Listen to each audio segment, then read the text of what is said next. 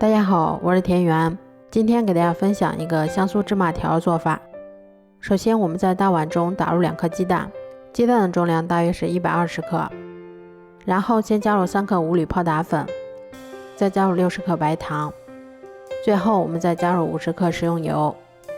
接着我们用打蛋器先把它们充分搅拌均匀，搅匀后我们再少量多次的加入大约300克的高筋面粉，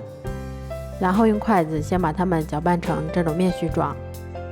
再下手把它们揉成像这种偏软一些的光滑面团。揉好后，我们先把它擀成厚度约5毫米的长方形饼皮，接着我们再像这样把它切成宽度约5毫米的长条就可以啦。都切好后，我们先把它放到清水里面沾上一些清水，然后再把它放到白芝麻里面给它裹上一层白芝麻，